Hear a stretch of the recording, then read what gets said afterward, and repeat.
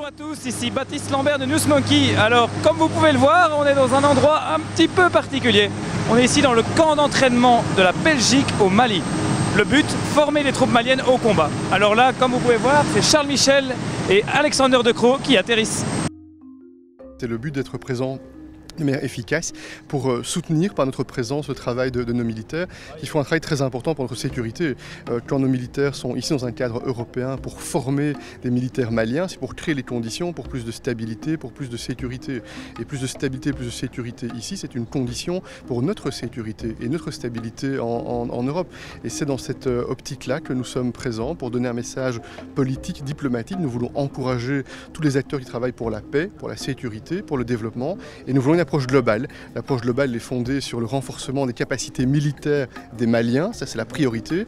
Et deuxième point, nous pensons que les projets de développement pour renforcer aussi la société au Mali, améliorer les conditions de vie dans les différents domaines, couplés aux efforts politiques et diplomatiques, c'est le cocktail pour faire en sorte que l'on puisse engranger des résultats, davantage encore nous l'espérons dans les mois qui viennent.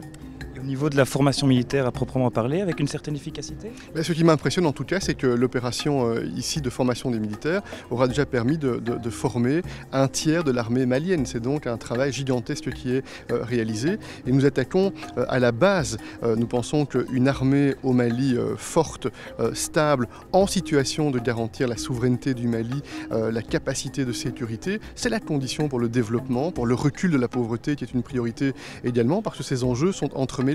On sait bien qu'on ne réussira pas du développement économique et social s'il n'y a pas de la stabilité et s'il n'y a pas de la sécurité. Et d'un autre côté, le développement économique et social va engendrer une envie, un désir des populations pour plus de sécurité et plus de stabilité. Il faut recréer un cercle vertueux. Et nous sommes présents depuis très longtemps comme partenaires du Mali. Il y a quelques mois, De Croo était présent pour valider un projet de coopération de développement. Donc notre présence, elle est durable, elle est loyale dans les intérêts de la région, des populations, c'est une évidence, mais aussi pour garantir notre propre sécurité et notre propre stabilité en Europe et en Belgique.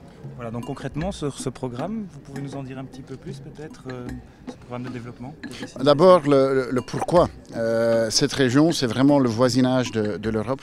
Et si on veut qu'en Europe, on puisse vivre paisible comme on le fait maintenant, c'est important que notre voisinage soit aussi dans une situation stable et avec une perspective d'amélioration. Il faut que les gens aient l'idée et la conviction que l'avenir de leurs enfants sera meilleur que la situation actuelle pour eux. Alors, le développement belge travaille d'un côté sur le côté sécurité, ce qu'on fait ici ensemble avec les forces armées.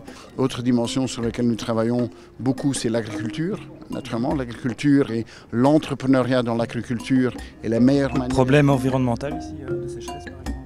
Ça c'est clair, le Mali est vraiment un des pays où on voit le changement climatique sur le terrain. On le voit directement, mais ce n'est pas une fatalité.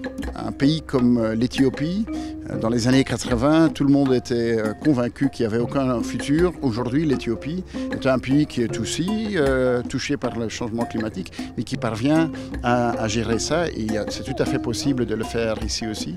Ça, c'est un premier sujet. Deuxième sujet, c'est l'égalité du genre. Donner des opportunités à des jeunes filles, combattre les naissances à très jeune âge, aider avec le planning familial, combattre la mutilation génitale aussi. Quand même beaucoup de problèmes au Mali et dans les pays autour de cela. Et pour la Belgique, c'est vraiment une priorité. C'est un domaine dans lequel nous travaillons beaucoup. Mali!